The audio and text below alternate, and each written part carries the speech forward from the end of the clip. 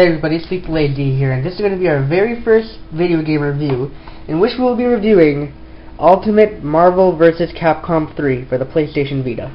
Now, first things first, in my last video, I was acting pretty boring, because I was trying to be as professional as I could have been for my first video, but I just cannot work like that, so in this video I'll be acting a bit more like myself, a bit more laid back. Well, without further ado, let's get started.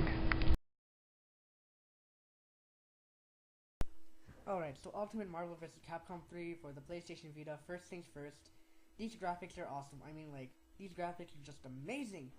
Like, this video won't even describe how awesome these graphics are. You just can't understand until you're holding it for yourself in front of your hands. In front of your eyes. Into the gameplay itself. Very pick up and play. I mean, if you only got 5 minutes to spare, you just pop it into your Vita and play. If you're staying up all night playing this, you can do that too. This is very pick up and play. It can be played for very long periods of time.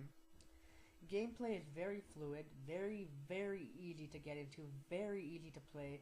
I have played Marvel vs. Capcom 2 before, but I'm fairly new to fighting games, and this is very easy to play, so I love that. Whether you're a veteran or a beginner, this will be an easy game to play, very easy to get into. Yet it can be very complex with the combos and hyper combos and your strategy and character layout. Talking about character layout, there are about 50 characters in the game, with old familiar faces such as Ryu and Spider-Man and Wolverine, and new faces such as Phoenix Wright, Zero, and Beautiful Joe, among many more. So there's about everyone, there's somebody for anyone who's playing this. Alright, what else should I talk about? Yes. The only difference between this and the console version is that this, for the PSV, has touch mode and replays. Replays, I think that's basically, well, as the name suggests, replays that you can record about your matches. I've never tried that yet. And then there's the touch mode, which I hate the touch mode, because basically, touch mode was integrated into the game so that it could be able to, it'd be an easier mode for newer players. But this mode doesn't help you at all. Basically what you're doing is mashing on the screen, and you accomplish, like, giant 50-hit combos. I'm not sure how this is supposed to help anyone get better at this game.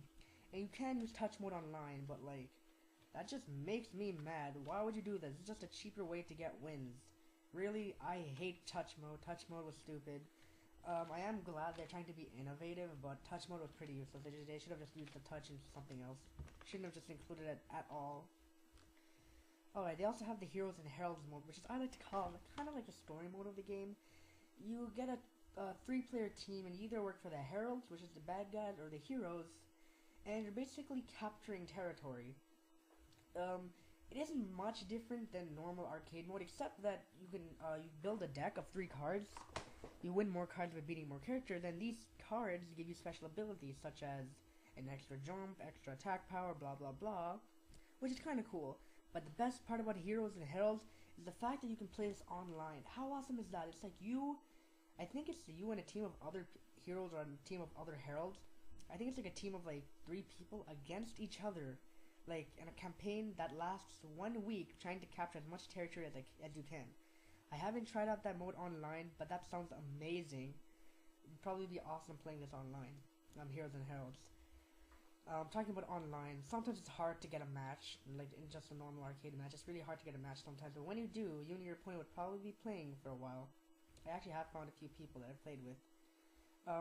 What's also in the game is an X factor, which is basically you hold down all 4 face buttons and you have increased speed, increased attack, and increased defense.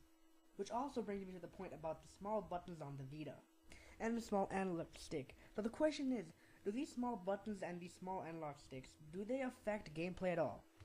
Yes, they do affect gameplay. How? They make the gameplay twice as good as console version. Why?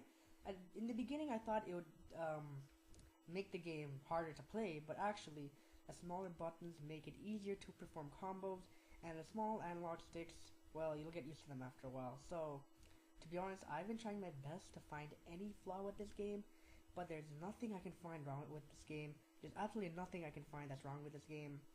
If you have a Vita, you must get this game. If you're a fan of fighting games, you must get this game.